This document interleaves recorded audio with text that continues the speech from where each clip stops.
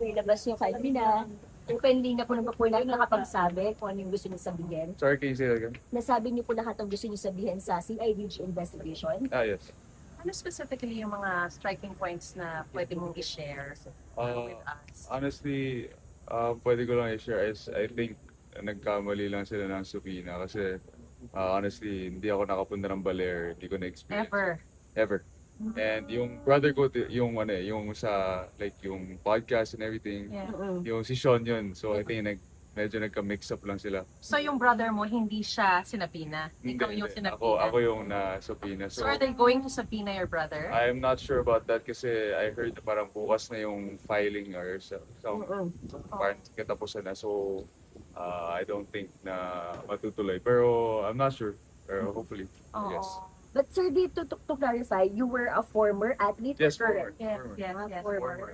2020 to 2022. Never ako nakapunta ng Baler. So, Ever. ever. Kasi, So they just hold those kinds of drills in Baler I'm not or sure sa about that. Dipakulaw. Hindi ever, bilang ikaw member ng Ateneo Men's Basketball Team, never mo na-experience yung ganong klase ng drills Never. outside of that province? No, never. Diba, sa Ateneo? Yeah, I've never been to any beach or anything like that with the team. So, itong nangyari na to, syempre, I wasn't a part of it ever.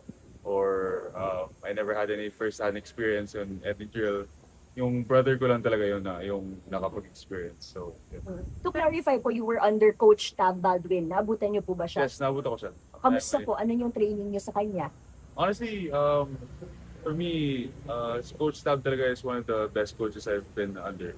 Coach Tab is a professional coach. Yung relationship namin has always been professional.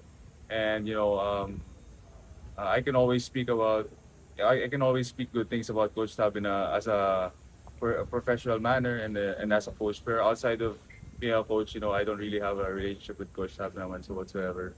Outside of basketball practices, outside of who he is as a basketball coach, I can't really say kasi I don't have a lot of information regarding.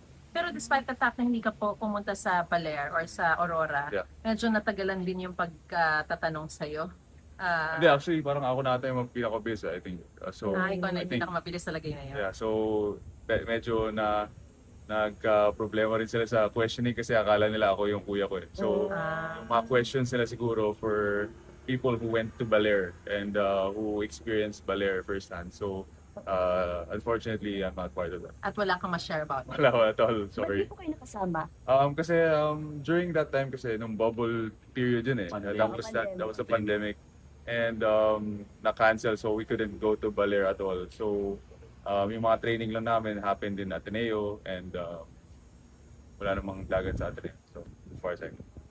Pero nakarinig ka kayo ng rumors about it?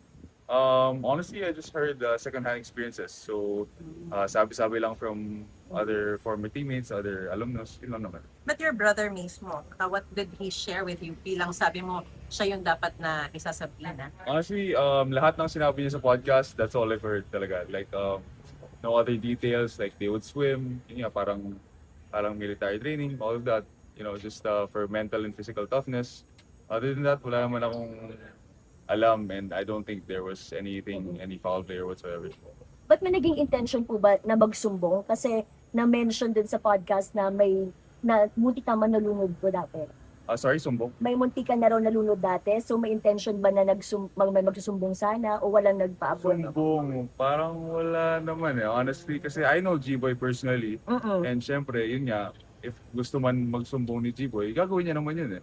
And, pero, sa tingin ko, like, honestly, wala naman. I don't think there was no intention to do so. So, I think, yun nga, it was really just unfortunate na yung nangyari. So, hopefully, magawa ng, justice will be served and hopefully, I trust the legal system naman to do its thing. Dahil sinabi mo na parang coach staff professionally, Yes. nakita mo naman na parang most likely accidental lang talaga yung nangyari. No, I think naman, yeah, Na? accidental. It was accidental, but I think then, that they could have been more prepared, of course. Kasi, there's a lot of tawag dito, there's a lot of factors dun sa ocean if it was in a more controlled environment, syempre, feel ko naman may iwasan yan. So I think there were, may mga pagkukulang din, may mga pagkakamali. Pero, what's done is done eh. So I think I'll just look forward to what's gonna transpire in the next few days. Okay? Thank you. Thank you po. Salamat po.